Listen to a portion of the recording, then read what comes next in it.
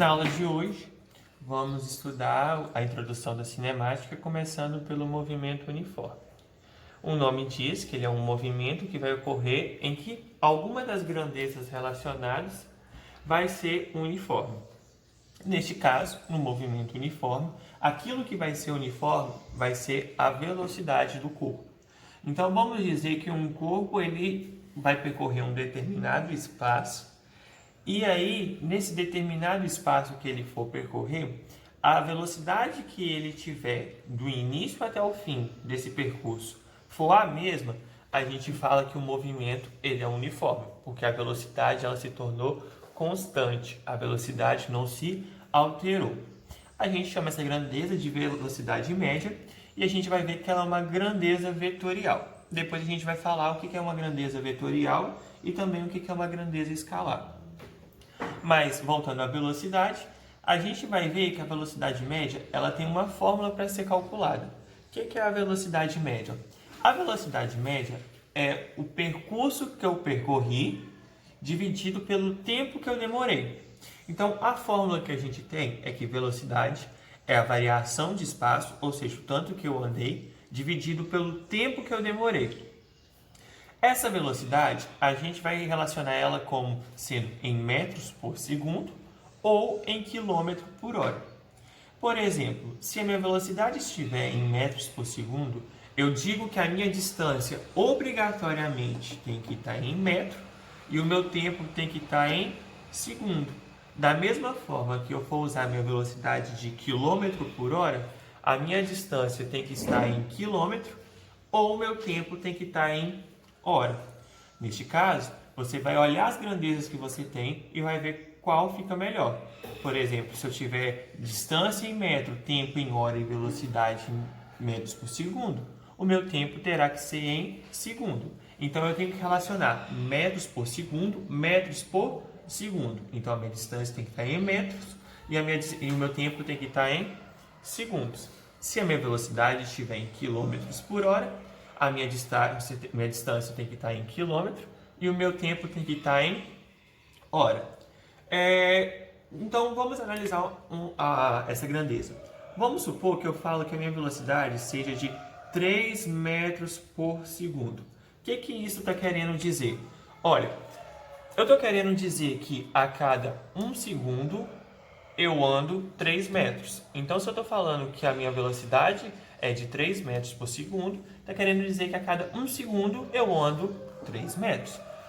Se a minha velocidade for de 50 quilômetros por hora, o que isso está querendo dizer? Está querendo dizer que a cada 1 hora eu ando 50 quilômetros. Beleza? Analisando isso, você pode ter suas grandezas em metros por segundo, mas a sua velocidade pode estar em quilômetros por hora. Existe uma relação que a gente vai transformar velocidades de metros por segundo para quilômetro por hora. Da mesma forma que eu posso transformar quilômetro por hora em metros por segundo.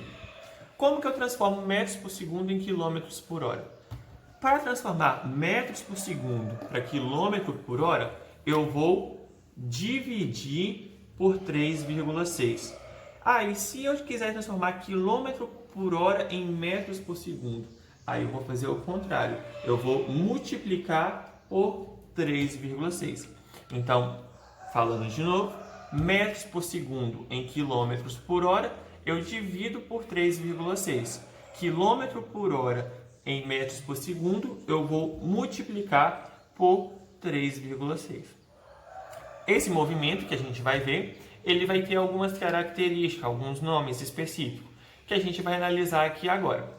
Olha, nesse primeiro exemplo aqui, a gente tem um corpo que ele está na distância 30 e ele vai realizar o seu movimento até a distância 50. Olha, a velocidade desse movimento, ela está no sentido do meu movimento. Eu coloquei aqui a setinha para a direita para apontar que o meu movimento é para a direita. E aqui a minha velocidade, ela tem o mesmo sentido que o meu movimento. Então, toda vez que a minha velocidade tiver o mesmo sentido do meu movimento, eu vou falar que esse movimento é um movimento uniforme, só que além disso, ele vai ser um movimento progressivo. No segundo caso, você vai ver que o sentido do movimento também é para a direita. Porém, a minha velocidade ela é contrária ao sentido do meu movimento. Então, toda vez que a velocidade for ao contrário ao sentido do movimento, ela vai ser chamada de movimento retrógrado. Então, velocidade no mesmo sentido do meu movimento, progressivo. Velocidade ao contrário ao meu movimento, retrógrado. E aí, a gente vai ver que toda vez que o movimento for progressivo, eu vou falar que a minha velocidade ela é positiva, ou seja, maior do que zero. Da mesma forma que toda vez que o movimento for retrógrado, eu vou falar que a minha velocidade ela é negativa, ou seja, menor do que zero. Então, olha, se o meu movimento ele é progressivo, velocidade positiva. Se o meu movimento é retrógrado, velocidade negativa. E com isso, a gente vai entrar no quesito da função horária da posição. O que é essa função horária da posição? O nome já fala. Eu tenho uma função, que é uma matéria que vocês vão ver em matemática, e ela está relacionando o tempo com a posição. Olha, a fórmula que a gente tem é essa aqui. Ela é chamada de fórmula de sorvete, que fica mais fácil para você gravar ela. Eu tenho que esse S aqui é a minha posição final. E eu tenho que esse S com zerinho aqui, ele é a minha posição inicial. O V é a velocidade e o T vai ser o tempo. Beleza. Se a questão pedir para você qual que é a função horária de tal movimento, eu vou copiar essa fórmula e só vou substituir dois valores. Quais são esses dois valores? O da posição inicial e o da velocidade.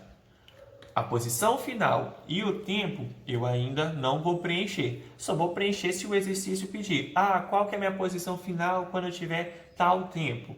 Então, isso aí vai ser o exercício que vai pedir. Mas se o exercício pedir só a função horária da posição, você só vai copiar essa fórmula substituindo os valores da posição inicial e da velocidade. Vamos fazer então a função horária desses dois movimentos aqui que já tinha dado como exemplo. Por exemplo, a posição inicial desse primeiro aqui, a gente vê que é 30. E a velocidade? A velocidade eu não te dei. Só que eu te dei a distância que foi percorrida e aqui em cima eu coloquei qual foi o tempo que foi feito esse percurso.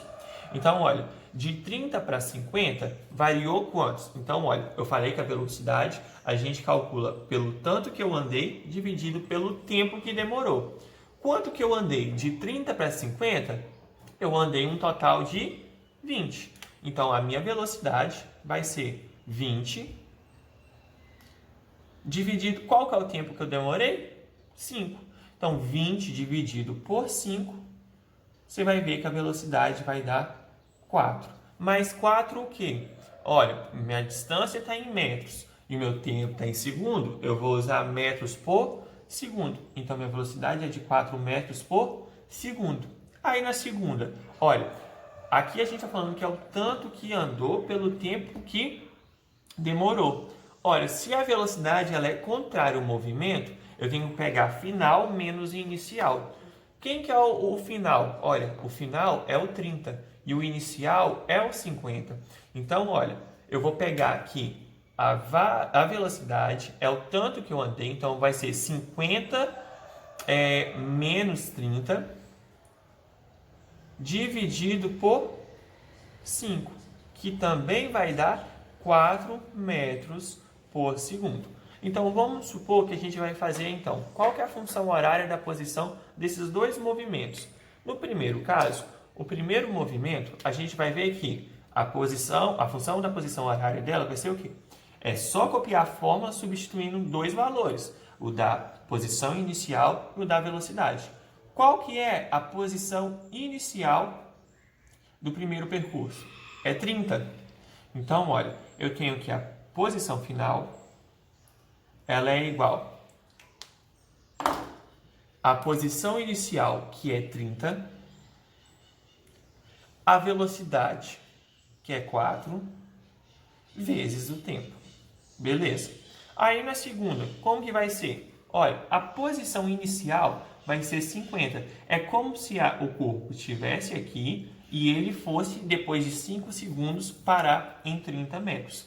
Aqui era como se o corpo estivesse em 30 metros e depois de 5 segundos o corpo parou em 50. Esse é o contrário desse. Então, olha, a posição inicial desse segundo caso, eu tenho que é 50. E a velocidade? A velocidade também é 4, só tem um porém. A diferença é que aqui o 4 vai ser negativo. Por quê? Porque o movimento ele é retrógrado. E toda vez que o movimento for retrógrado, eu tenho que a minha velocidade ela vai ser negativa. Então, menos 4 vezes o tempo. Com isso, a gente já formulou a função horária de cada uma delas. No primeiro caso e aqui no segundo caso. Com isso, a gente finaliza o movimento uniforme.